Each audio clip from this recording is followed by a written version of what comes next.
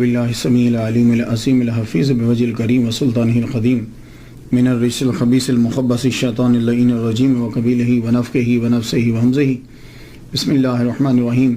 تمام نبیوں کے سردار حضرت محمد صلی اللہ علیہ وآلہ وسلم اور تمام مذاہب کے سردار دین اسلام کے پیروکاروں، سلام علیکم طبتم، رحمتیں اور برکتیں، صلاۃ و سلام سرکار کی ذات پر اور دنیا کے عظیم ماں باپ، حضور کے ماں باپ حضرت آمینہ اور حضرت عبداللہ۔ آج کی گفتگو جو ہے وہ 33ویں مرحلے میں داخل ہو گئی۔ حضرت رحمت میں ربی حضرت امام مالک رحمۃ اللہ علیہ کے بارے میں گفتگو ہے۔ دوسرے امام ہیں یہ، فقہ کے اندر بہت بڑا مقام ہے ان کا۔ آئیے گفتگو شروع کرتے ہیں نام سے پہلے۔ آپ کا نام جو ہے مالک بن انس، نون کے اوپر زبر پڑھیں گے، بن مالک بن ابی عامر بن عمر بن حارث بن غیمان بن خثیل صاحب، مدنی یمنی اصبحی۔ آپ کے والد گرامی کا نام جو ہے وہ انس ہے۔ یہ معذور تھے پاؤں سے، لیکن اللہ تعالیٰ نے ان کو مہارت دی تھی کہ یہ تیر بنا لیتے تھے لوہے سے۔ وہ جو تیر کام آتے تھے جنگ میں آتے وہ تیر بنایا کرتے تھے، تو اس سے ہی گزر بسر جو ہے وہ آپ کی ہوتی تھی۔ والدہ کا نام جو ہے وہ عالیہ یا غالیہ ہے، لیکن مجھے عالیہ جو ہے نا وہ لگتا ہے اس لیے کہ بعض اوقات نقطہ جو ہے وہ ہو جاتا ہے اوپر نیچے۔ عالیہ جو ہے یہ ازدیہ قبیلہ سے تھی، ازد جو قبیلہ ہے، عالیہ ازدیہ کہا جاتا تھا۔ ولادت جو ہے امام مالک رحمۃ اللہ علیہ کی تذکرۃ الحفاظ میں ہے کہ آپ 93 ہجری میں پیدا ہوئے مدینۃ المنورہ کے اندر، اور آپ کا وصال بھی جو ہے وہ مدینۃ المنورہ میں ہی ہوا 180 ہجری کے اندر۔ ٹوٹل آپ نے 87 بہاریں جو ہیں وہ دیکھی، تو زمین پر 87 سال 87 ایئرز آپ جو ہیں وہ رہے۔ کسی نے خوب کہا ہے، فخر الائمۃ مالک نعم الامام السالک مولدہ نجم ہدا وفاتہ فاز مالک۔ کہتے ہیں کہ نجم 93 اس سے ان کی تاریخ پیدائش، اور فاز مالک 180 اس سے ان کی تاریخ وصال جو ہے وہ نکالی گئی۔ آپ کے نام کے ساتھ مدنی جو ہے، حضرت عمر رضی اللہ تعالیٰ عنہ کے بعد اگر کوئی مدنی ہے نا، سچا مدنی، تو امام مالک ہے۔ حقیقی طور پر آپ مدنی ہیں، مدینے کی ہر چیز سے آپ کو محبت۔ حضرت عمر رضی اللہ تعالیٰ عنہ سے تو بڑی محبت کرتے تھے۔ کیوں؟ حضرت عمر رضی اللہ تعالیٰ عنہ کی یہ آرزو تھی کہ میں مروں تو مدینے میں مروں، یہ آپ کی آرزو تھی۔ یہ بھی حضرت عمر رضی اللہ تعالیٰ عنہ سے بڑا پیار کرتے تھے، انہی کی طرح مونچھیں رکھی ہوئی تھی، اور انہی کے فتاوا پر، ان کے بیٹے کے فتاوا پر جو ہے وہ فتویٰ دیتے تھے، انہی کی فقہ کو زیادہ تر ترجیح دیتے تھے، انہی کی جگہ پر بیٹھتے تھے۔ تو اگر آپ مدنی کسی کو کہیں گے، صحیح طور پر مدنی اگر ہے کوئی، تو امام مالک رحمۃ اللہ علیہ۔ آپ کے اساتذہ زیادہ تر مدنی، آپ نے مدینہ کے استادوں سے، اساتذہ سے زیادہ تر جو ہے وہ سیکھا۔ آپ نے رہائش اختیار کی تو مدینہ میں، حالانکہ بارہا آپ کو خلفاء نے بلایا کہ بغداد آ جاؤ، اس جگہ پہ آ جاؤ جہاں جاتے، لیکن آپ نے مدینہ نہیں چھوڑا، تو رہائش اختیار کی مدینہ میں۔ آپ کو مدینہ سے اتنا پیار تھا کہ نئی درسگاہ نہیں کھولی۔ ہوتا ہے نا آدمی مشہور جب ہوتا ہے تو کہیں جا کر اور درسگاہ کھولتا ہے۔ آپ کو مدینہ سے اتنا پیار تھا کہ آپ نے مسجد نبوی کے اندر ہی سرکار کے روضہ اطہر کے سامنے ہی جو ہے وہ درسگاہ بنا لی، وہیں آپ بیٹھ کر پڑھایا کرتے تھے۔ مدینہ سے اتنا پیار تھا، کوئی مسئلہ آپ کو قرآن یا حدیث سے نہیں ملتا تو مدنی فقہا کے مسئلے کو ترجیح دیتے۔ اور مدینہ سے اتنا پیار تھا کہ چونکہ زندگی میں ایک حج فرض ہے صاحب استطاعت کے لیے، تو بس ایک حج ہی کیا، اس کے بعد دوبارہ حج کرنے نہیں گئے کہ کہیں رستے میں میرا وصال نہ ہو جائے، میں چاہتا ہوں کہ میں مروں تو مدینہ کے اندر مروں۔ اور آپ کے پاس زبردست گھوڑے ہوتے تھے، خلفاء کی طرف سے آتے تھے، دوستوں کی طرف سے آتے تھے، آپ کا استبل میں شاندار گھوڑے ہوتے تھے، لیکن حرم مدینہ کے اندر وہ جو حدود ہوتی ہے نا، اس مدینہ کا حرم جو ہے، مدینہ کی جو حدود ہے، مدینہ سے میں پورا شہر نہیں، وہ جو حرم کی جو حدود ہوتی ہے، آپ اس کے میں کبھی بھی گھوڑے پر، میول پر، کبھی ڈنکی، کسی بھی گدھے پہ یا کسی کوئی بھی یعنی سواری کسی قسم کی تھی، آپ سوار نہیں ہوتے تھے. اور میں نے تو یہاں تک سنا ہے کہ آپ در و دیوار کے ساتھ لگ کر چلتے تھے کہ شاید اس دیوار کو حضور کا ہاتھ لگا ہو تو آپ بعض اوقات چومنے لگ جاتے تھے. اور جب تک آپ کے اندر طاقت تھی آپ حرم مدینہ کے اندر رفع حاجت نہیں کرتے تھے، اس حرم کی حد سے نکل کر پھر جا کے کرتے تھے جب تک آپ تندرست رہے. تو مدنی جو ہیں وہ یہ آج کے دور کے اندر بھی میں جھلک دیکھتا ہوں. یہ لفظ مدینہ کا استعمال جو آج کے دور کے اندر ہوا ہے، یہ امیر دعوت اسلامی مولانا الیاس قادری مدث ذیل العالی، ان کی ہر چیز کے اندر جو ہے وہ میں لفظ مدینہ کا استعمال دیکھتا ہوں. کسی کو بلانا ہو تو اوے نہیں کہتے، مدینہ. اور اگر لڑکا ہے کوئی تو نام تو ہے لیکن کہیں گے مدنی منا تلاوت کرے گا. چینل ہے تو مدنی چینل. اور اگر کسی کو چپ کرانا ہے تو یہ نہیں کہیں گے چپ کرو بھائی کفل مدینہ لگاؤ. مدنی بہاریں، مدنی پھول، جو سائے ہیں اس پہ لکھا جاتا ہے مدنی پھول ہی. اور جب لوگ جا رہے ہوں تو کہتے ہیں مدنی قافلہ جا رہا ہے. اور عالمی مدنی مرکز سے رابطہ کرے. باب المدینہ، مکتبۃ المدینہ، غم مدینہ، مدنی عملہ سے درخواست ہے، یعنی جو کام کر رہے ہیں لوگ. مدنی علاج، کوئی بیماری ہوگی تو جاؤ علاج کرو، مدنی علاج کرو. ایون کہ امیر دعوت اسلامی ریاض قادری صاحب جب مدینہ شریف میں جاتے ہیں تو ان کے ہاتھ میں جو ہے وہ ایک باٹل ہوتی ہے. وہ کیا کرتے ہیں کہ جو ہی حرم شروع ہوتا ہے تو اس باٹل سے وہ اپنے پاؤں دھو لیتے ہیں، جوتا اتار دیتے ہیں، ننگے پاؤں جو ہیں وہ وہاں پھرتے رہتے ہیں. تو مجھے تو ایک صاحب نے بتایا تھا کہ جب یہ مدینہ کی جو خاک ہوتی ہے نا، جو حضور صلی اللہ علیہ وآلہ وسلم کی جو بڑی متبرک ہے، اسے پکڑ کر یوں آنکھوں کے اوپر جو ہے وہ لگاتے رہتے. ایون کہ اگر آپ الیاس قادری صاحب مدث ذیل العالی امیر دعوت اسلامی، ان کے جو سگنیچر ہیں، دستخط جو ہیں، آپ دستخط دیکھیں گے تو اس کے اندر بھی مدینہ لکھا ہوا ہوتا ہے. تو ایک بات یاد رکھیے گا، یہ جو لوگ عروج پہ پہنچتے ہیں نا، یہ مدینہ کی خاک کی وجہ سے پہنچتے ہیں. میرا تو آپ لوگوں کو تو مجھے معلوم نہیں ہے، لیکن میرا یہ ہے کہ دو چیزیں بیس ہیں، توحید اور عشق مصطفیٰ. میں تو یہ دیکھتا ہوں بس، توحید اور عشق مصطفیٰ. اب اس کا مطلب یہ نہیں ہے اب جس کو عشق ہوگا وہ حضور کا کلمہ بھی پڑھے گا اور حضور کی تابع فرمانی بھی کرے گا. یہ بات یاد رکھیے. اب یہ نہیں کہ جس کو عشق ہو تو داڑھی کٹائی ہوئی اس نے اور وہ چرس پی رہا ہے نماز میں، ایسا نہیں ہوتا. وہ عشق ہے ہی نہیں ہے. توحید اور عشق مصطفیٰ جس میں نظر آتا ہے ہم اس کے در کے سگ ہیں. یہ بات یاد رکھیے. تو اس لیے یہ جن لوگوں کو بھی اللہ تعالیٰ نے مرتبہ دیا ہے وہ مرتبہ مدینہ کی وجہ سے ملا. اور ایسے ایسے بھی لوگ ہیں کہ وہاں جا کر بھیس بدل کر کام کرتے رہتے ہیں، وہاں کے وضو خانے کو صاف کرتے رہتے ہیں. اللہ تعالیٰ ایسے عزت نہیں دیتا. اس لیے آپ لوگ دیکھو تصوف کے اندر یہ ہے توحید اور عشق مصطفیٰ. کسی میں توحید ہے اور عشق مصطفیٰ نہیں، وہ بھی بندہ ابھی تک کامل نہیں ہوا. توحید اور عشق مصطفیٰ جس میں دیکھو دیوانے ہو جاؤ اس کے. تو امام مالک حقیقی مدنی، جیے تو مدینہ میں، قبر ہوئی تو مدینہ میں، زندگی گزار دی مدینہ میں، مدینہ کے لوگوں کو ترجیح دی، مدینہ مدینہ کر دیا. اور اصبحی، آپ کے نام کے ساتھ اصبحی بھی لگتا ہے. یہ یمن کا ایک قبیلہ ہے. ابو عامر پہلے تھے کہ جو یمن سے آئے تھے اور حضور صلی اللہ علیہ وآلہ وسلم کے ہاتھ پر اسلام قبول کیا.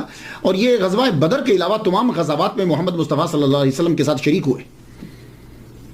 تو یہ چونکہ قبیلے کے ساتھ تعلق رکھتے تھے، اس قبیلے کے ساتھ، اسی لیے امام بنی اصبح قبیلہ تھا نا یمن کا، تو امام مالک بن انس اصبحی جو ہے یہ کہہ رہا ہے.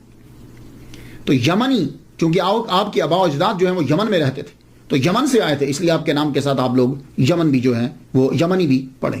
اب آ جائیے گفتگو آگے شروع کرتے ہیں. امام مالک رحمۃ اللہ علیہ، آپ کا خاندان جو ہے وہ علمی گھرانہ ہے. کوئی نہ کوئی وجہ ضرور ہوتی ہے کہ آدمی جب بلندی پہ پہنچتا ہے نا تو کوئی نہ کوئی چیز ضرور آتی ہے.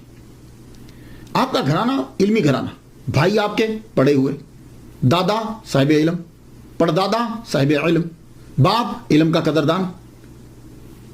اب تفاوت تو فرق تو ہوتا ہے نا، مراتب تو ہیں.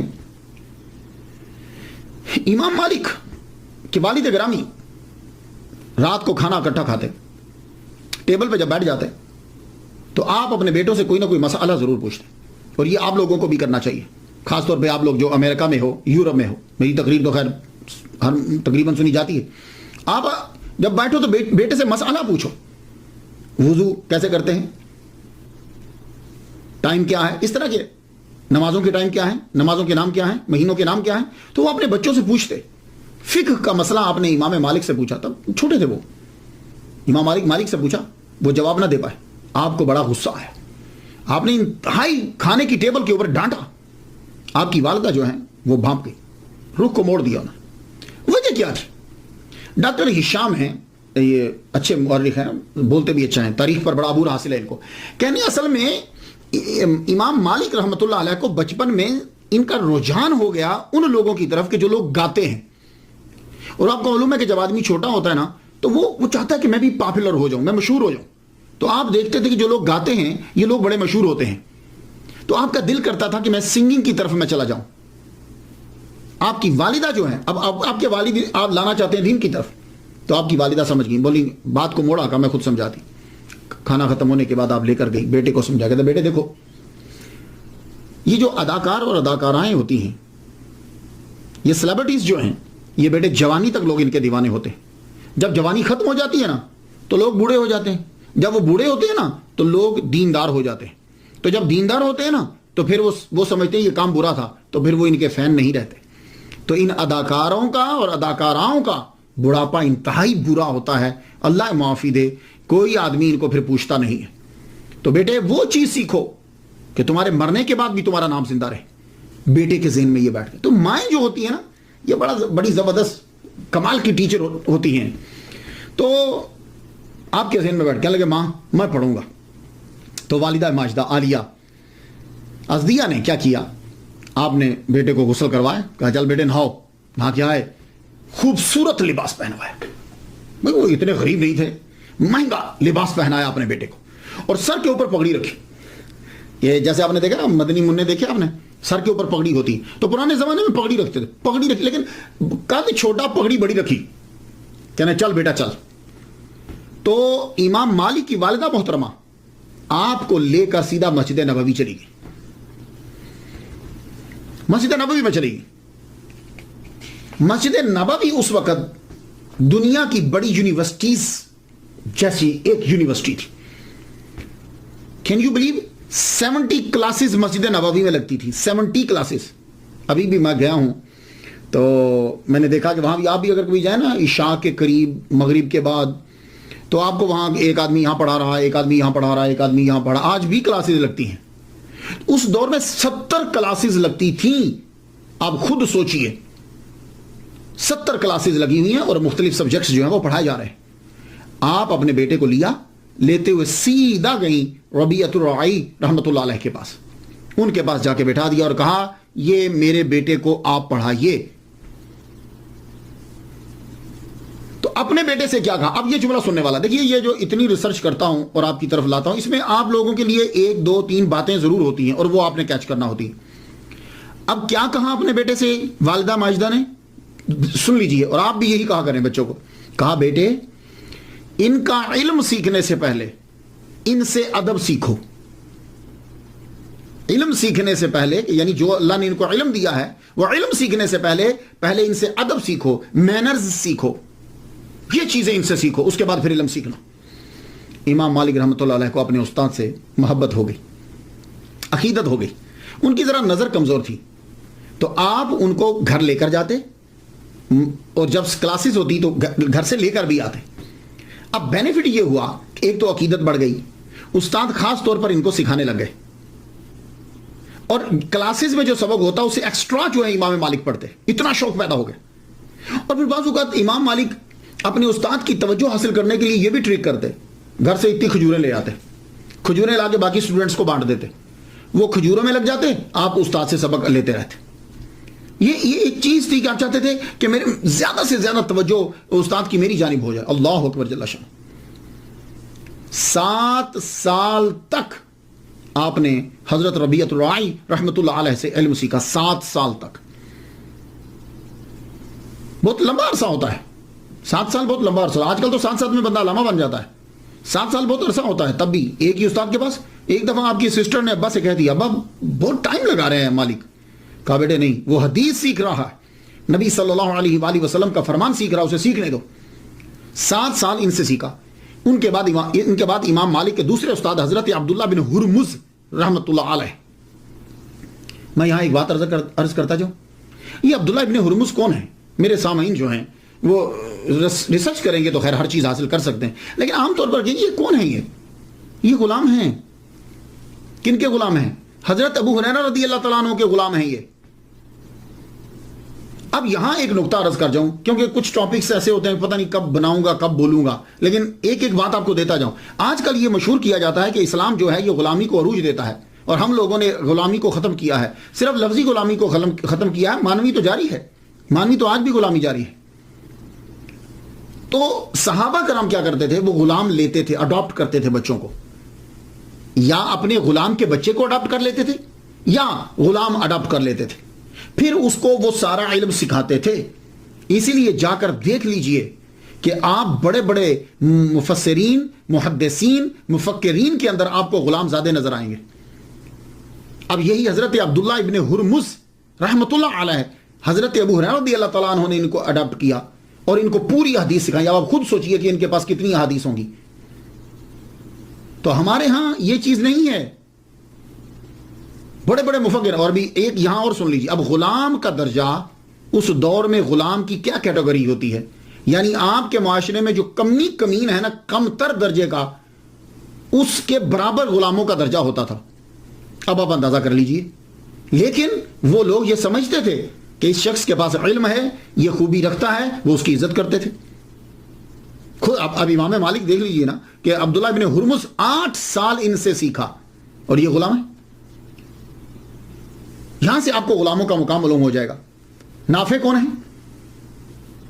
جو سب سے زبردست چین ہے, یہ عظیم محدث اور سکالر, یہ حضرت عبداللہ بن عمر کے غلام ہے. اور اکرمہ کون ہے؟ عظیم مفسر اور سکالر, حضرت اکرمہ. یہ کون ہے؟ کہتے ہیں یہ عبداللہ بن عباس کے غلام. وہ ایک اکرمہ آپ کے ذہن میں آ رہا نہیں, وہ نہیں ہے. محمد بن سیری عظیم سکالر, یہ غلام تھے صحابی مصطفیٰ انس بن مالک. تو عبداللہ ابن ہرمز رحمۃ اللہ علیہ سے 8 سال تک ان سے جو ہے وہ علم سیکھا. ظاہری علم بھی سیکھا اور باطنی بھی سیکھا, جس کو آپ تصوف کہتے ہو. تو آپ نے فرمایا کہ میں نے سارا علم جو ان سے سیکھا ہے وہ لوگوں کو میں نے بتایا نہیں. تو ان سے آپ نے تصوف کا بھی علم جو ہے وہ سیکھا ہے. تب تصوف اور صوفیزم, ابھی یہ نام اصطلاحات جاری نہیں ہوئی تھی. تو حضرت عبداللہ بن عمر رضی اللہ تعالیٰ عنہ کے شاگرد نافع سے بھی سیکھا. النافع عن عبداللہ بن عمر رضی اللہ تعالیٰ عنہ کا گولڈن چین جو ہے, سب سے زبردست سند جسے کہا جاتا ہے, وہ امام مالک روایت کرتے ہیں نافع سے, نافع روایت کرتے ہیں عبداللہ بن عمر سے, حضرت عبداللہ بن عمر رضی اللہ تعالیٰ عنہ روایت کرتے ہیں محمد مصطفیٰ صلی اللہ علیہ وسلم. کہتے ہیں ٹاپ کی چین یہ چین ہے. اور آپ کے جتنے اساتذہ ہیں وہ زیادہ تر تابعین ہیں, اور وہ تمام کے تمام جو ہیں وہ رہائشی ہیں مدینہ کے. اس لیے کہا جاتا ہے کہ آپ نے تقریباً 300 تابعین سے جو علم جو ہے وہ سیکھا, 300 تابعین سے. اب علم سیکھنے کے لیے پیسے درکار ہوتے ہیں. ہم لوگ تو یہ سمجھتے ہیں کہ لوگوں نے علم ایسے ہی سیکھ لیا. نہیں, اس وقت پیسے چاہیے ہوتے تھے. لاکھ دینار لگا دیا علم حدیث سیکھنے کے اوپر, تو فیس دینا پڑتی تھی. تو ایک دفعہ ضرورت پڑ گئی آپ کو, دوران علم کتابوں کی ضرورت پڑ گئی. تو آپ نے کیا کیا؟ آپ نے چھت کے اندر لکڑیاں تب لگتی تھی, تو وہ لکڑی بڑی قیمتی تھی. آپ نے چھت کو توڑا اور وہ لکڑی جو ہے وہ نکال کے بیچ کے اسے جا کے کتابیں لے کر آئے. اللہ اکبر جل شانہ. تو آپ کے جو اساتذہ ہیں ان میں سے عبداللہ بن دینار, ان سے سیکھا. محمد ابن منکدر سے سیکھا. ابن شہاب زہری سے سیکھا. یہ ابن شہاب جو ہیں اللہ اکبر جل شانہ, یہ بھی ان کے استاد ہیں. زبردست فقہ کا تو ان کے پاس ایک ذخیرہ تھا. اور جو بھی شاگرد ان کے پاس سیکھنے کے لیے آتے, اور امام مالک رحمۃ اللہ علیہ جب جاتے تو یہ کہتے تھے نوٹ بک لے کر آیا کرو, سلیٹس لے کر آیا کرو. تو آپ لے کر جاتے, اس کے اوپر بھی لکھتے. کہتے لکھنا بہتر ہوتا ہے, لکھ لیا کرو, لیکن یہ نہیں ہے کہ اب تم صرف لکھنے پر ہی کرو, ایجاد بھی کرو. اس لیے جب امام مالک ان سے پڑھتے ابن شہاب سے, تو جب وہ لکھ چکتے تو اس کے بعد کہتے آپ زبانی سناؤ, تو پھر آپ ان سے زبانی سنا کرتے تھے. اللہ تعالیٰ نے امام مالک رحمۃ اللہ علیہ کو اتنا حافظہ عطا فرمایا تھا 1,00,000 احادیث مبارکہ جو ہے وہ آپ کو لاکھوں حدیثیں یاد تھی، لاکھوں حدیثیں جو آپ نے یاد کی. 17 سال کی عمر تک آپ نے لاکھوں حدیثیں جو ہیں وہ یاد کری. آپ کے اساتذہ میں سے ایک استاد جو ہے وہ حضرت امام جعفر صادق رحمۃ اللہ علیہ بھی ہیں. آپ نے ان سے بھی علم سیکھا. اور آپ کی شورا آفاق جو کتاب ہے موطا امام مالک کے اندر 9 احادیث مبارکہ جو ہیں وہ آپ نے امام جعفر صادق سے لی ہوئی. علامہ جلال الدین السیوطی رحمۃ اللہ علیہ آپ کہتے ہیں کہ 95 اساتذہ جو ہیں شیوخ جو پڑھے تھے وہ آپ نے گنوا دیے جن سے آپ نے پڑھا. اور امام زرقانی رحمۃ اللہ علیہ نے یہ کہا کہ ٹوٹل آپ کے 900 اساتذہ تھے، 900 جن میں سے 300 صرف تابعین ہیں. اللہ اکبر جل شانہ. 21 سال کی عمر تک آپ نے جو سیکھنا تھا آپ نے سیکھ لیا. 21 سال کی عمر میں آپ فارغ ہوئے. فارغ ہونے کے بعد اب آپ مسجد نبوی کے اندر جو ہے وہ آپ پڑھانے لگے. تو آپ کیا سمجھتے ہیں کہ کوئی بھی آدمی آتا تھا تو مسجد نبوی میں پڑھانے لگ جاتا تھا؟ نہیں. 70 کلاسز ہیں تو کم از کم 70 استاد تو ہوں گے اندر. بھائی ہر کلاس کا ایک استاد تو 70 تو ہوں گی کلاسیں. تو کیا امام مالک اٹھے اور جا کر پڑھانے لگ گئے اور مشہور ہو گئے؟ نہیں. آپ فرماتے ہیں کہ جب میں فارغ ہو کر جب میں نے تحصیل علم کر لیا تو 70 جید محدثین نے پہلے میرا امتحان لیا تو ابو مصعب کہتے ہیں، یہ شاگرد ان کے کہتے ہیں کہ خود استاد نے مجھے فرمایا، کہنے لگے 70 جید محدثین نے میرا امتحان لیا اور جب انہوں نے سمجھا کہ میں اب فتویٰ دینے کے قابل ہو گیا تو مجھے اجازت دے دی. پھر اس کے بعد جو ہے وہ آپ نے شروع کیا پڑھانا مسجد نبوی کے اندر محمد مصطفیٰ صلی اللہ علیہ وآلہ وسلم کی. آہستہ آہستہ آپ کا حلقہ جو ہے وہ بڑھنے لگا. آپ نے اپنی رہائش حضرت عبداللہ ابن مسعود رضی اللہ تعالیٰ عنہ کے گھر میں رکھی، وہاں رہنے لگے. تو آپ نے وہ مکان مول نہیں لیا، رینٹ پہ لیا. خود تو عبداللہ ابن مسعود رضی اللہ تعالیٰ عنہ تو کوفہ چلے گئے تھے، موو ہو گئے تھے، تو ان کے گھر کے اندر رہائش اختیار کی رینٹ پہ. ان کے رشتہ داروں کو کرایہ دیتے تھے، گھروں بیٹھ ہوا ہے.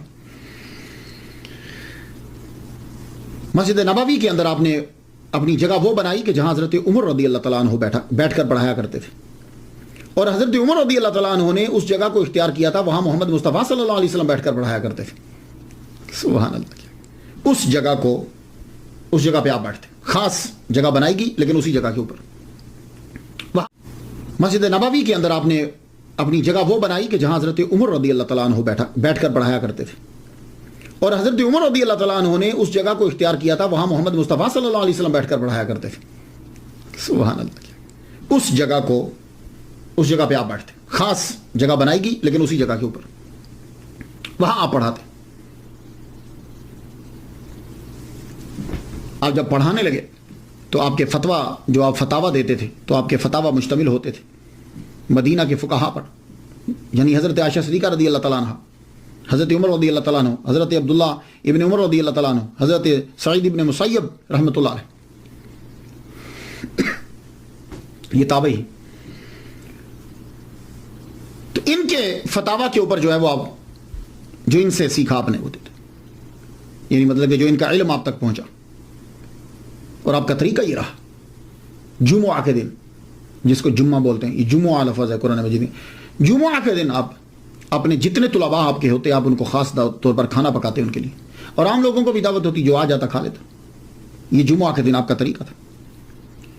اور آپ کی جو کلاسز تھی اس کے اندر 2 طرح کے شاگرد ہوتے تھے. ایک تو مستقل طلباء اور ایک سالانہ طلباء. مستقل طلباء جو ہیں آپ کے مشہور طلباء میں سے امام محمد بن حسن شیبانی حنفی، جو امام اعظم رحمہ اللہ کے شاگرد ہیں، وہ ان کے بھی شاگرد ہیں. 3 سال انہوں نے ان سے پڑھا ہے. لیکن امام محمد بن حسن شیبانی رحمۃ اللہ علیہ حنفی رحمۃ اللہ علیہ کا احسان ہے مالکی مذہب کے اوپر. آپ جانتے ہیں وہ کیوں؟ وہ کس طرح کہ امام مالک رحمۃ اللہ علیہ کے دوسرے شاگرد جنہوں نے امام مالک کی فقہ کو افریقہ، سسلی آئلینڈ یہاں جو ہے وہ پھیلایا ہے، بہت مشہور شاگرد ہیں، اسعد ابن الفراد. ان کو پڑھایا ہے. استنباط و استخراج کا طریقہ جو ہے، اصول فقہ جو ہیں، وہ امام محمد بن حسن شیبانی رحمۃ اللہ علیہ نے پڑھا ہے. یہ اسد ابن الفراد جو ہیں، یہ سسلی کے آئلینڈ جو ہیں، آئلینڈ سسلی جو ہے وہاں کے رہنے والے تھے، اور یہ فوج کے چیف بھی رہے. اور جہاد کرتے ہوئے جو ہے وہ شہید ہو گئے۔ یہ جب پڑھنے کے لیے آئے تو امام مالک رحمۃ اللہ نے جب دیکھا کہ ان کے اندر یہ چیز ہے کہ یہ چاہتے ہیں کہ مجھے جو ہے وہ مسائل نکالنے کا طریقہ ہے، تو آپ نے فرمایا کہ تو اگر یہ چیز پڑھنا چاہتا ہے تو تجھے وہاں کوفہ جانا پڑے گا۔ تو امام محمد بن حسن شیبانی رحمۃ اللہ علیہ جو ہیں ان کے پاس بھیجا، اور یہ خود بھی شاگرد ہیں امام مالک، اور آپ کے ایک اور مشہور شاگرد ہیں یحییٰ ابن یحییٰ بن کثیر بن واسلاس ابن شملل بن منقایہ۔ یہ میں طلباء کے لیے بولتا ہوں، جن لوگوں نے لکھنا یا بولنا ہوتا ہے ان کے لیے میں بول دیتا ہوں، عام لوگوں کے لیے تو اتنا ہی کافی ہے۔ یحییٰ بن کثیر بن واسلاس ابن شملل بن منقایہ بربری، یہ 20 سال کی عمر میں امام مالک سے ملنے کے لیے آئے۔ موطا انہوں نے پہلے سے یاد کر لی ہوئی تھی، 14 مرتبہ آ کر انہوں نے موطا جو ہے یہ امام مالک رحمۃ اللہ علیہ کے سامنے سنائی ہے انہیں، اور انہی کی موطا جو ہے وہ بہت مشہور ہے۔ یا ویسے تو اس کی بہت سے نسخے کیے گئے ہیں، لیکن ان کی موطا لکھی ہوئی جو ہے وہ بہت مشہور ہے، ان کی جو کاپی۔ انہوں نے 82 سال جو ہے وہ عمر پائی، اور طرز زندگی بالکل حضرت امام مالک جیسا تھا، انہی کی طرح رہن سہن، کپڑے بالکل انہی کی طرح، طرز زندگی انہی کی طرح تھی۔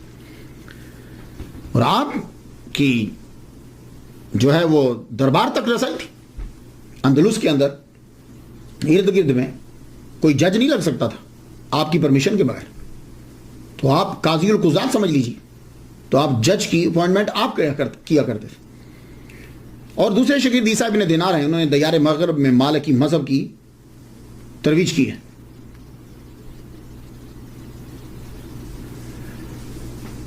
اسی طرح امام مالک کے شاگردوں میں سے آپ کی بیٹی جو ہے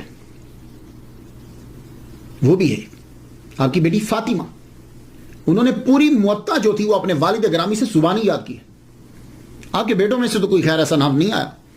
ایک بیٹے سے آپ کہا کرتے تھے پڑھ لو، لوگ اتنی دور دراز سے مجھ سے پڑھنے کے لیے آتے ہیں، تم کیوں نہیں پڑھتے؟ تو ان کو بڑا شوق تھا یہ کبوتروں کا، کبوتر اڑانے کا، تو امام مالک بارہ بلاتے تھے، آؤ یار مجھ سے پڑھ لو، ادھر نہیں، مجھے دلچسپی نہیں۔ لیکن آپ کی بیٹی جو ہیں انہوں نے پڑھا، موطا یاد کی، اور بعد میں لوگ جو ہیں، خاص طور پر عورتیں جو ہیں، وہ جب حدیث یاد کرتی تھی ان سے تصحیح کرواتی تھی، یا کسی اور کو بھی شک ہوتا تھا تو وہ آ کے پوچھتا تھا۔ یہ تو تھے وہ طلباء کے جو مستقل پڑھتے تھے، آئے اور رہے، 7 سال رہے، 3 سال رہے، 4 سال رہے۔ کچھ طلباء ہوتے تھے کہ جو امام مالک کے پاس پڑھنے کے لیے سالانہ آتے تھے۔ سالانہ مطلب کیا ہے؟ موسم حج میں وہ دور دراز سے حج کرنے کے لیے آتے، حج کرنے کے بعد مدینہ ضرور حاضری دیتے۔ مدینہ جب آتے تو امام مالک کی کلاسز ہوتی، ان کے اندر بڑے بڑے فقہا بیٹھتے تھے۔ امام مالک کو اللہ تعالیٰ نے بڑا عروج دیا۔ آپ اس سے اندازہ لگائیے کہ آپ کے حلقہ کے اندر، آپ کے درس کے اندر امام اعظم رحمۃ اللہ علیہ بھی تشریف لائے ہیں۔ اس واقعے کو علامہ عبد الرحمن صفوری شافعی رحمۃ اللہ علیہ نے لکھا ہے نزہۃ المجالس کے اندر، اور ویسے بہت بڑے محدث جو ہیں علامہ عبد المصطفیٰ اعظمی رحمۃ اللہ علیہ، انہوں نے بھی اپنی کتاب روحانی حکایات کے اندر اسے لکھا ہے کہ امام اعظم رحمۃ اللہ علیہ جو ہے وہ ان کی محفل میں بیٹھ گئے تو ان کو واقفیت نہیں تھی، ملاقات نہیں تھی، بیٹھے تو آپ کی نظر پڑی کہ منہ کمر پہ ہے کہ نیا آدمی، پوچھنے لگے آپ کہاں سے ہیں؟ کہا عراق سے ہوں۔ کہا اچھا آپ شہر نفاق سے ہیں؟ وہ بس کوئی موج تھی، کہنے لگے اچھا وہی عراق جو شہر نفاق ہے؟ تو امام اعظم ابو حنیفہ نعمان بن ثابت رحمۃ اللہ علیہ فرما لگے اجازت ہے ایک آیت پڑھ دوں؟ کہا گیا ہاں ضرور پڑھیے۔ تو امام اعظم جو ہیں وہ آیت پڑھنے لگے، سورہ توبہ کی آیت نمبر 101، وَمِمَّنْ حَوْلَكُم مِّنَ الْأَعْرَابِ مُنَافِقُونَ وَمِنْ أَهْلِ الْعِرَاقِ مَرَضُوا عَلَى النِّفَاقِ، اور تمہارے گرد و نواح کے دیہاتی گمواروں میں بعض منافق ہیں اور بعض باشندگان عراق۔ اصل میں یہاں عراق نہیں ہے، یہاں مدینہ ہے، لیکن آپ نے مدینہ پڑھا نہیں، ادب کا تقاضا، آپ نے اس نہیں پڑھا۔ اور یہ لوگ نفاق پر اڑے ہوئے ہیں، مرضوا علی النفاق۔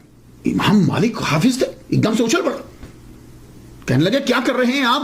آیت تو صحیح پڑھیے۔ آپ نے فرمایا اچھا تو پھر آپ پڑھ دیجئے، صحیح کیسے؟ تو انہوں نے پڑھی وَمِمَّنْ حَوْلَكُم مِّنَ الْأَعْرَابِ مُنَافِقُونَ وَمِنْ أَهْلِ الْمَدِينَةِ مَرَضُوا عَلَى النِّفَاقِ۔ تو یہ اب جب یہ پڑھا تو آپ ان کا چہرہ دیکھنے لگے، تو امام مالک بھی سمجھ گئے، کہنے لگے اب آپ ہی بتائیے کہ شہر نفاق والے کون ہیں. امام مالک چونک پڑے. پھر انہیں بتایا گیا جناب یہ ابو حنیفہ ہیں، فقیہ عراق ہیں.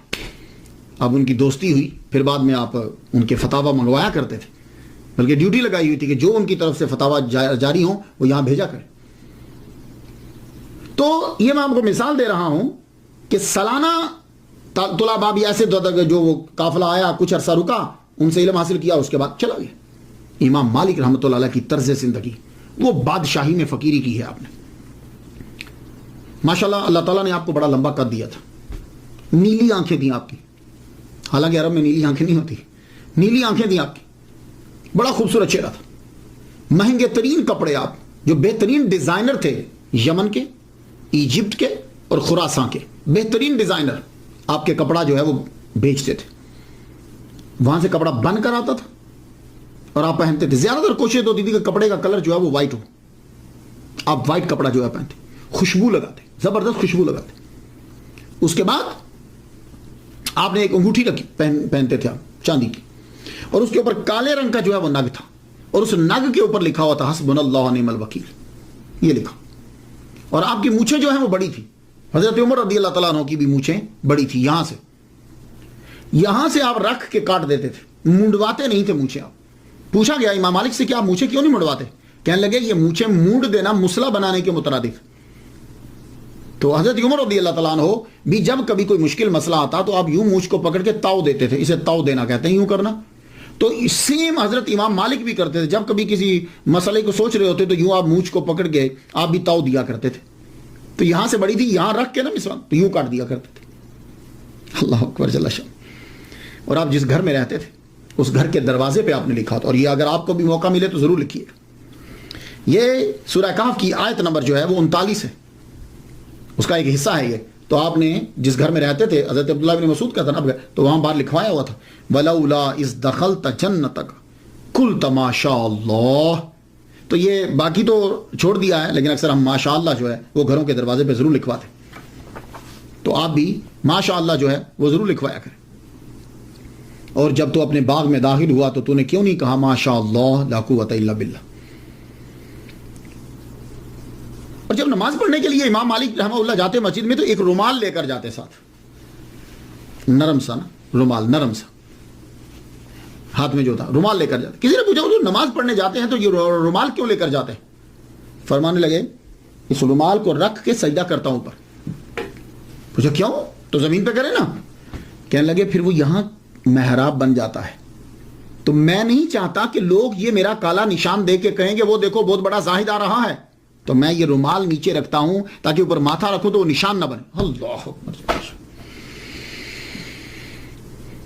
اور یہ جو مشہور ہے کہ آپ بڑے نفیس کپڑے پہنتے تھے، بڑے مہنگے کپڑے پہنتے، یہ بات بہت مشہور ہے، بہت مہنگے کپڑے پہنتے تھے. ایون کہ ہمارے پیر جو ہیں عبد القادر گیلانی رحمۃ اللہ، وہ بھی بہت مہنگے کپڑے پہنا. اولیاء کرام کا اور صوفیاء کرام کا ایک گروپ ایسا ہے کہ جو کہتے ہیں کہ یہ قرآن سے بھی ثابت ہے، حدیث مبارکہ سے بھی ثابت ہے کہ اللہ تعالیٰ نے جب کسی کو دیا ہو تو اس کا اظہار جو ہے وہ اس کے لباس سے ہونا چاہیے، اس کے کپڑوں سے ہونا چاہیے. اب یہ ایک علیحدہ ٹاپک ہے، میں جانا نہیں چاہتا، آپ سمجھ گئے ہوں گے.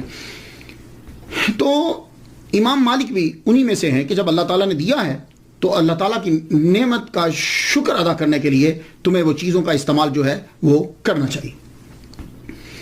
امام مالک کا فلسفہ یہ تھا کہ زہد کپڑوں کے اندر نہیں ہوتا، زہد جو ہے وہ دل کی ایک کیفیت کا نام ہے. تو اس لیے یہ ضروری ہے کہ پھٹے پرانے کپڑے جو ہیں وہ پہنے جائیں.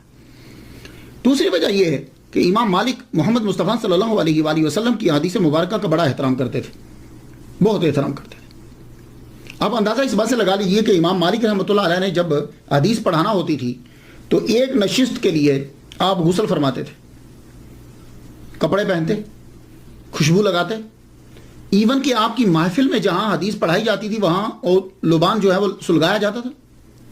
تو آپ جو ہے اتنا، اور اگر بیچ میں نشست میں وقفہ پڑ گیا، یعنی کوئی سی جگہ چلے گئے یا گھر چلے گئے، اس کے بعد کسی نے پھر کہا کہ مجھے حدیث سنا دیجیے، مسئلہ نہیں حدیث، تو آپ دوبارہ سے پھر شاور لیتے اور کھڑے ہو کر کبھی حدیث مبارکہ نہیں پڑھتے تھے، کہتے تھے بے ادبی ہے. تو ایک خاص جگہ بنائی ہوئی تھی حضور صلی اللہ علیہ وسلم کے روضہ کے پاس، وہاں آپ بیٹھتے، خوشبو سلگائی جاتی، اس کے بعد جو ہے وہ آپ شروع کر دیتے. اور اتنا احترام تھا کہ آپ جب تک احادیث بیان کرتے رہتے آپ پہلو نہیں بدلتے تھے. آپ نے دیکھا نا، ہم جب کبھی اسٹیج پہ بیٹھتے ہیں تو 4 زانو ہیں تو 2 زانو ہو جاتے ہیں، 2 زانو ہیں تو 4 زانو ہو جاتے ہیں، پہلو بدلتے رہتے ہیں. آپ کو اگر کوئی کیڑا کاٹتا بھی تھا، اسکارپین کبھی ایک دفعہ کاٹا بھی، تو آپ نے پہلو نہیں بدلا، بے ادبی ہے سرکار. تو آپ اس لیے نفیس کپڑے جو ہے وہ پہنتے تھے کہ محمد مصطفیٰ صلی اللہ علیہ وآلہ وسلم کی حدیث مبارکہ جو ہے وہ بیان کرنی. اب سوال یہ ہے کہ آپ کے پاس پیسے کہاں سے آتے تھے؟ تو آپ کے پاس پیسوں کے 3 ذرائع تھے آمدن کے. پہلا ذریعہ یہ تھا کہ آپ کے والد گرامی کی طرف سے آپ کو 100 دینار ملے تھے. اس کے علاوہ آپ کے پاس خود بھی پیسے تھے. آپ وہ پیسے جو ہیں وہ آپ نے اپنے بھائی کو دیے. آپ کے بھائی جو ہیں انہوں نے بزنس میں ان پیسوں کو لگایا، تو وہ بزنس میں جو وہ پیسے لگائے تو اب وہاں سے پارٹنرشپ جو تھی اس سے آپ کو کچھ آمدن ہو جاتی. ایک دوسرا جو ہے وہ کیا تھا کہ دوسرا آپ کے جو ہم مکتب تھے اور دوست تھے، لیث ابن سعد، آپ کے دوست تھے لیث بن سعد، بڑے امیر تھے. یہ آپ کو اکثر وقتاً فوقتاً جو ہے وہ آپ کی مالی مدد جو ہے وہ کیا کرتے تھے. آپ ان کی مدد کو، کیونکہ یہ امیر تھے تو آپ ان کی مدد کو قبول کر لیتے تھے. بعض اوقات تو ایسا ہوتا کہ لیث بن سعد جو ہے جتنے بھی مدینہ کے لوگ آپ کے ساتھ رہے یا کبھی ملاقات ہوئی سب کے لیے تحائف بھیج دیا کرتے تھے. تیسرا ذریعہ یہ تھا آمدن کا آپ کے پاس، وہ ذریعہ تھا خلیفہ منصور کے ساتھ آپ کی بڑی اچھی دوستی تھی. آپ خلیفہ منصور کے تحائف کو قبول کر لیتے تھے. امام اعظم اور امام احمد بن حنبل اور امام مالک، یہ ان میں جو ہے یہ 2 گروپ ہے کہ امام اعظم اور امام احمد بن حنبل نہ خلیفہ کا تحفہ قبول کرتے تھے نہ عوام کا. امام مالک جو ہیں یہ عوام کا تحفہ قبول نہیں کرتے تھے، خلیفہ کا کر لیتے تھے. اس کی وجہ کیا ہے؟ کہتے تھے کہ یہ چینل جو ہے یہ سیدھا رہنا چاہیے. اگر ہم ان کے ساتھ تعلقات بہتر نہیں کریں گے تو پھر ہم تبلیغ کس طریقے سے کریں گے، ان کو نصائح کس طرح کریں گے. تو یہی وجہ تھی کہ خلیفہ منصور آپ کا بڑا احترام کرتا تھا، بڑی عزت کرتا تھا. اور اس نے چونکہ امام مالک جو ہیں ایٹ اے ٹائم مفتی مدینہ اور مفتی مکہ دونوں تھے، تو اس نے گورنر سے یہ کہہ رکھا تھا کہ جب بھی تم کوئی لا پاس کرو تو سب سے پہلے وہ امام مالک کو دکھا لیا کرو. اگر یہ پاس کر دیں تو لاگو کر دیا کرو، اگر یہ پاس نہ کریں تو لاگو نہیں کرنا. یہی وجہ ہے کہ مکہ اور مدینہ کے دونوں گورنر جو ہیں وہ امام مالک سے ڈرتے تھے. ان کی جرأت نہیں ہوتی تھی کہ وہ ان کے دروازے پہ چلے جائے. آپ کو یاد ہوگا جب میں نے امام شافعی رحمۃ اللہ علیہ کا تذکرہ کیا تو امام شافعی گورنر مکہ کا لیٹر لے کر آئے تھے گورنر مدینہ کے نام. تو گورنر مدینہ سے یہ کہا کہ آپ چلیے امام مالک سے میری سفارش کر دیجئے.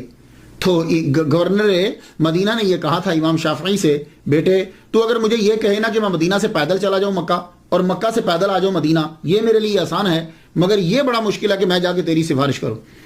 اور امام شافعی کہتے ہیں کہ میں اور گورنر مدینہ کتنی دیر تک امام مالک کے دروازے پہ کھڑے رہے، بڑی دیر کے بعد وہ واپس آئے. اب اس سے اندازہ لگائیے کہ امام مالک کا کتنا دبدبہ تھا. تو وہ یہ چاہتے تھے کہ یہ چینل جو ہے یہ برقرار رہے. امام مالک رحمۃ اللہ علیہ لوگوں کے سامنے مل کر کھانا نہیں کھاتے تھے، وہ کھانا گھر میں کھاتے تھے. قرآن مجید کی ایک آیت میں پڑھ رہا تھا، آپ بھی سن لیجیے. سورہ نور کی آیت نمبر 61 ہے، اس کا ایک حصہ ہے لیسا علیکم جناح ان تاکلوا جمیعا او اشتاتا، تم پر اس بات میں کوئی گناہ نہیں کہ تم سب مل کر کھاؤ یا الگ الگ کھا لو. خیر کچھ تو کہتے ہیں کہ اس سے مراد یہ ہے کہ ساروں کے ساتھ مل کر کھانا یا ایک گروپ کے ساتھ مل کر کھانا. خیر تفسیریں تو بہت ساری ہیں. میں یہ کرنا چاہوں گا کہ کچھ علماء کے لیے جو ہے نا وہ ہو جاتا ہے ایسا کہ وہ اب جب کھاتے ہیں تو لوگ معلوم ہے کیا سمجھتے ہیں، پھر لوگ اس کو بجائے اس کے کہ اس کی عاجزی سے اچھا فائدہ اٹھائیں وہ اس کی عاجزی سے برا فائدہ اٹھانے لگ جاتے ہیں. بعض اوقات ایسا ہوتا ہے. امام مالک رحمۃ اللہ علیہ کی سب سے بڑی کرامت جو ہے وہ ان کی کتاب موطا ہے. اکثر ہم موطا بول دیتے ہیں، میں آپ کی اغلاط نہیں نکالتا لیکن یہ ہوتا ہے کہ میں وہ لفظ بول دیتا ہوں. کبھی بعض اوقات میں بھی میرے معاشرے میں جو الفاظ میں نے سیکھے ہیں میں بھی وہی بولتا ہوں، جبکہ مجھے معلوم ہوتا ہے کہ اس کا اصلی پروننسیشن یہ ہے، لیکن میری زبان سے وہی نکلتے ہیں. تو موطا جو ہے یہ اس میں مفعول کا صیغہ ہے، تو موطا امام مالک ہم بول دیتے ہیں، لیکن موطا بولیں جب کبھی آپ تقریر کر رہے ہوں. خلیفہ منصور عباسی نے کہا ایک دن، یہ کہا کہ آپ کو اتنی احادیث مبارکہ یاد ہیں تو آپ وہ تمام احادیث کو جمع کر کے ایک کتاب تالیف کیوں نہیں کر دیتے؟ وہ کتاب تعریف کر دیں تاکہ بعد میں آنے والوں کے لیے آسانی ہو جائے، یا جو آدمی آپ کے سامنے پڑھتے ہیں ان کے لیے آسانی ہو جائے. تو پھر حضرت امام مالک رحمۃ اللہ علیہ نے کتاب جو ہے وہ لکھنی شروع کی. 1,00,000 احادیث مبارکہ میں سے اللہ اکبر جل شانہ 10,000 احادیث مبارکہ کا انتخاب کیا آپ نے. 10,000 کے بعد پھر اور کم ہوتی چلی گئی. تو یہ موطا جو ہے نا یہ اس میں مفعول کا صیغہ ہے. یہ نام ہی بتاتا ہے کہ بڑی چیکنگ ہوئی اس کتاب کی. موطا کا معنی ہوتا ہے روندا ہوا، تیار کیا ہوا، نرم و سہل بنایا ہوا. یہ نام بتا رہا ہے کہ اس پہ بڑی ریسرچ ہوئی. انظار رقیقہ جو ہے اس کے اوپر اور دقیقہ اس کے اوپر لگی رہی. کل روایات کی تعداد کہتے ہیں کہ 1720 ہیں. 600 مسند ہیں, 222 مرسل ہیں, 617 موقوف ہیں, 275 اقوال تابعین ہیں. آپ لکھتے ہوئے کیا کرتے تھے کہ پہلے آپ ایک عنوان بناتے تھے. عنوان بنانے کے بعد اسے ثابت کرنے کے لیے حدیث مسند لاتے. مسند وہ حدیث ہوتی ہے کہ جس کے تمام راوی چلتے جائیں, بیچ میں کوئی مس نہ ہو, سب راوی جی سیدھا وہ راوی حضور پاک صلی اللہ علیہ وسلم تک پہنچے. کیسے پہنچے؟ یعنی حضور پاک, صحابی, تابعی, تبا تابعین, اس طرح سے. یہ نہیں کوئی اور بندہ بیچ میں ڈال دیں. یہ ہے ترتیب. مسند حدیث اگر آپ کو نہ ملتی تو مرسل لے کر آتے. مرسل حدیث کسے کہتے ہیں؟ حدیث مرسل وہ ہوتی ہے کہ تابعی یہ کہے کہ میں نے حضور پاک صلی اللہ علیہ وسلم سے سنا, اور وہ صحابی کا نام بیچ میں سے ساکت کر دے. کئی ریزنز ہو سکتی, وہ ساکت کر دے. تو مرسل نہ ملتی تو اثار صحابہ کی طرف رجوع کرتے, اور ان میں حضرت عمر اور عبداللہ ابن عمر رضی اللہ تعالیٰ عنہما ان کے فتاوی کو جو ہے وہ ترجیح دیا کرتے تھے. تو یہ کتاب جو ہے یہ مکمل ہوئی, لکھی گئی. بعض کہتے ہیں کہ جب آپ کتاب لکھ رہے تھے تو بہت سے لوگوں نے یہ کہا کہ آپ کتاب کیوں لکھ رہے ہو, اور بھی لوگ بھی تو لکھ رہے ہیں. آپ نے فرمایا میں اللہ کے لیے لکھ رہا ہوں. تو کہا کیسے پتہ چلے گا, کہاں پتہ چل جائے گا؟ تو آپ نے جب موطا لکھ لی تو لکھنے کے بعد آپ نے اس کو پانی کے اندر جو ہے وہ ڈالا, ساری کتاب پانی کے اندر ڈوبی. اس کے بعد آپ نے موطا امام مالک باہر نکالی تو کسی بھی کاغذ کے اوپر پانی جو ہے وہ نہیں تھا, ایسے ہی تھا جیسا کہ اس کو بالکل طاق میں رکھ کے نکالا ہے, نہ کہ پانی. تو موطا امام مالک کو سرکار صلی اللہ علیہ وسلم کی جانب سے بھی منظوری جو ملی کہ سرکار کے فرامین ہے, سرکار کا فرمان ہے, اللہ اکبر جل شانہ. تو موطا جو ہے اس کے نسخے بہت سارے ہیں, 30 سے زیادہ کہتے ہیں اس کے نسخے لکھے گئے ہیں. لیکن یحییٰ بن یحییٰ کا موطا جو ہے یہ بڑا مشہور ہوا. انہوں نے جو اس کی کاپی لکھی ہے, جو دنیا میں آتا ہے آخر اس کو جانا تو ہوتا ہی ہے. امام مالک کے اوپر بھی وہ مرحلے آئے جو بڑے بڑے لوگوں کے اوپر مرحلے آتے ہیں. کہتے ہیں, اب گاڈ نوز بیٹر کہاں تک سچا ہے, کہتے ہیں کہ آپ کو بہت مارا بھی گیا, آپ کو بہت پیٹا گیا, اتنا پیٹا گیا کہ بعد آپ کا یہ جوڑ جو ہے یہ اکھڑ گیا, آپ کا یہ جوڑ اکھڑ گیا, آپ کے ہاتھوں کے اوپر جو ہے وہ مارا گیا. اللہ اکبر جل شانہ, اللہ اکبر جل شانہ. طبیعت آہستہ آہستہ جو ہے وہ آپ کی علیل ہوتی گئی. 87 ایئرس, 87 سال آپ نے یہاں زمین کے اوپر جو ہے وہ گزارے. آخر ربیع الاول کے مہینے کے اندر آپ جو ہے وہ بیمار ہوئے. تو یحییٰ بن یحییٰ جو آپ کے بڑے مشہور شاگرد ہیں اور بڑے محبوب شاگرد ہیں, وہ آپ کے پاس, اور بار بار آتے جاتے ہیں کہ تاکہ استاد کی نظر میرے اوپر پڑ جائے. اور یحییٰ بن یحییٰ کہتے ہیں کہ 130 علماء فقہا وہاں جمع تھے, اور ہر ایک کی یہ آرزو تھی کہ ان کی نظر ہمارے اوپر پڑ جائے. آخرکار امام مالک رحمۃ اللہ نے اپنی آنکھیں کھولی, یحییٰ بن یحییٰ کو اپنے پاس بلایا, اور یہ بات سن لیجئے, یہ زبردست جملہ ہے, یہ خاص طور پر علماء کے لیے اور طلباء کے لیے خاص جملہ آپ نے امام مالک نے جو بول دیا. آپ فرماتے ہیں کسی شخص کو, یہ یحییٰ بن یحییٰ سے کہہ رہے ہیں آخر میں جب دنیا سے رخصت ہونے لگے, کسی شخص کو نماز کے مسائل بتلانا روئے زمین کی تمام دولت کو صدقہ کرنے سے بہتر ہے. اور یحییٰ کسی شخص کی دینی الجھن دور کرنا 100 حج کرنے سے افضل ہے. یحییٰ بن یحییٰ کہتے ہیں کہ اس کے بعد آپ نے کوئی گفتگو نہ کی اور آپ کا وصال ہو گیا. 10 11 یا 14 ربیع الاول کو 179 ہجری میں آپ کا وصال ہوا. اور یحییٰ بن یحییٰ مصمودی جو ہیں رحمۃ اللہ علیہ, انہوں نے تجہیز و تکفین کا انتظام کیا, اور آپ کی قبر مبارک آج بھی جنت البقیع کے اندر آپ کی قبر مبارک ہے. تو پہلے آپ کی قبر مبارک کے اوپر گنبد تھا. یہ ذرا پکچر دیکھیے گا, اس پکچر کے اندر 7 نمبر ذرا ڈھونڈیے گا.